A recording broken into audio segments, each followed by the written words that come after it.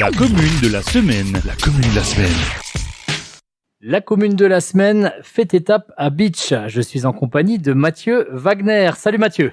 Salut. Alors je devrais dire Matt ou Drekunt carrément, car ça a été le pseudo salement rock'n'roll, je vais dire ça comme ça, que tu t'es choisi. Pourquoi ce choix? Alors, il y a plusieurs raisons, mais la principale, c'est mon meilleur ami qui, tout simplement, a trouvé ce nom, parce que lui parle très bien le patois, et il trouvait que ça nous correspondait bien. Donc on l'a gardé. Et est-ce que c'est un chien qui montre les crocs? Un petit peu. Il faut quand même un petit peu dans la musique. Il faut savoir un petit peu montrer les dents. Donc l'image vient avec. L'image est belle avec. Au départ, tu jouais tout seul. On se souvient de Renaud qui chantait à une époque « Je suis une bande de jeunes à moi tout seul ». Toi, tu étais ce que tu appelais un one-man band, un Rémi Brica, mais version rock'n'roll. Mais maintenant, c'est fini cette période. Tu as en duo avec ton pote Sébastien. Exactement, ouais. J'ai commencé tout seul, comme dit, oui, en one-man band. Donc je faisais la batterie, la guitare, l'harmonica et le chant tout en même temps. On me comparait souvent à Rémi Brica. On m'appelait le Rémi Brica du Beacherland. Donc ce qui était plutôt un chouette clin d'œil. Et puis j'ai mon ami Sébastien, qui est devenu mon ami par la musique, qui m'a contacté et on a fait un essai et ça a matché tout de suite. Et depuis, on est devenu un duo. Et tous les deux, vous évoluez dans un registre qui jongle un peu entre blues, rockabilly, psychobilly, une espèce de rockabilly punk comme ça. Ouais, il y a un mélange des genres. Est-ce que toi, tu choisis entre John Lee Hooker et les Stray Cats? Alors moi, je choisirais John Lee Hooker et lui choisirait entre les Stray Cats. Et on fait un juste milieu entre les deux. Il y a jamais cet oubli des racines de là d'où viennent le rock, quoi, le blues, le départ de tout, et puis toutes ces évolutions derrière, quoi. Exactement. Et je m'inspire aussi énormément du bluegrass, qui est un petit peu la musique traditionnelle américaine, en fait, parce que à ça, on a rajouté le banjo, en fait, par la suite. Ah bah tiens, je saisis la balle au bon, comme tu parles de l'Amérique. Il y a des sportifs qui rêvent de Paris 2024. Toi, avec Sébastien, ce sera peut-être New York 2024? Ça sera la côte est des États-Unis en automne 2024. Ouais. On a cette chance en fait cette ambition surtout. Raconte-nous comment est né ce projet. Je crois qu'il y a une rencontre avec un contrebassiste de renom. Alors il y a plusieurs rencontres. Il y a déjà à la base c'est parti d'un délire entre Sébastien et moi de se dire on va tourner aux États-Unis. L'idée a fait son petit chemin. On a un ami à lui qui s'appelle Thomas Loriou, qui est un contrebassiste d'exception, qui vit là-bas, qui nous a donné des conseils aussi, beaucoup de conseils. Et on a la chance d'avoir un label en fait qui nous produit notre album, qui lui aussi nous trouve des dates et nous aide à évoluer au niveau international. Évoluer au niveau international, bien sûr, un rêve, mais sans oublier le local. Tous les deux, là, vous avez beaucoup tourné dans le coin ces derniers temps, à la Lorraine, à Beach, il y a quelques jours, également fait de la musique à Sarreguemines, où ce genre de date, c'est important de garder le contact avec le local. Ouais, c'est très important parce que il faut pas oublier d'où on vient, pas que dans la musique, mais moi je suis personnellement un amoureux du Beacherland, donc j'adore tourner ici parce que les gens dire comme ce qui est, les gens sont super sympas et super réceptifs. Et après, je fais l'effort de tourner du côté de Sarreguemines pour mon copain. Donc non, on tourne pas mal au niveau local, national et tout doucement l'international qui arrive aussi petit pas.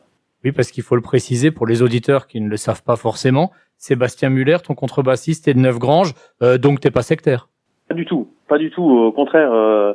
Il m'a réconcilié avec le pays de Sarreguemines même, sans avoir jamais été en guerre. Non, mais plus sérieusement, non, il vient de là-bas. On est un petit peu comme l'amitié franco-allemande, mais l'amitié Beacherland Sarreguemines, quoi.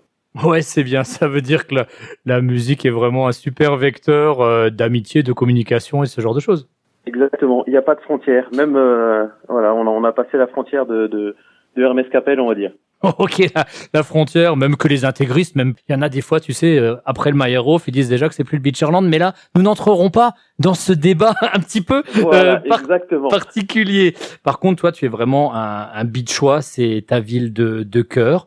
En dehors de ton ambiance rock'n'roll que tu aimes mettre quand tu joues, qu'est-ce que tu aimes à Beach? Moi, j'ai la chance d'être né ici, d'avoir grandi, d'avoir mes parents, mes grands-parents, tout le monde. On est des vrais Beachois et j'ai la chance de pouvoir me réveiller tous les matins en voyant cette citadelle vraiment complète. Donc moi, ce que j'aime ici, c'est surtout ce calme, la nature, le dépaysement, qu'on passe d'un village à un autre. On peut avoir un dépaysement. C'est plus qu'un amour de beach. Je suis un amoureux du Beacherland. Mais cette citadelle reste la plus belle chose que j'ai pu voir dans cette ville. Je vais pas caricaturer, mais Drekunt, c'est quand même un binôme qui envoie du lourd, qui envoie du pâté, on peut le dire. Est-ce que parfois ça désoriente certains de tes proches qui s'y retrouvent pas forcément dans ce style de musique? Alors bizarrement, pas du tout, parce que malgré qu'on soit très rock'n'roll, on arrive à faire une musique qui est quand même relativement dansante, grâce à Sébastien en fait qui m'a rejoint.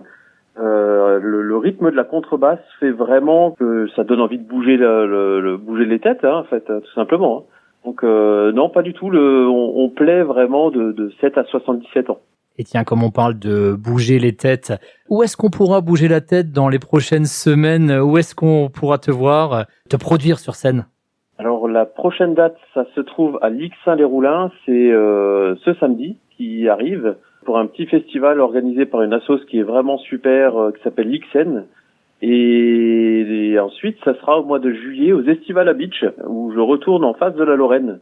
Donc là, c'est plutôt une fierté pour moi aussi, parce que déjà j'adore les estivales. Ça reste quelque chose qui est vraiment cool sur Beach.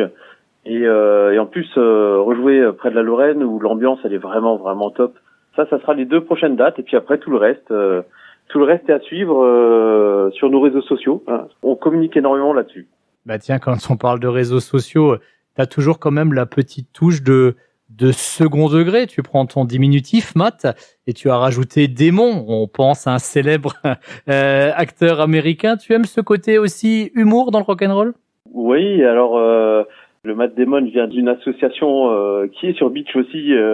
C'est mon petit surnom chez eux, mais c'est vrai que il y a la petite ambiguïté dans le visuel de Drekunt où on utilise un visuel un petit peu sombre parce que nos chansons amènent un petit côté bayou et le bayou reste un petit peu sombre. Donc c'est des petits jeux de mots qu'on aime bien faire. Donc le second degré est toujours là. Toujours là.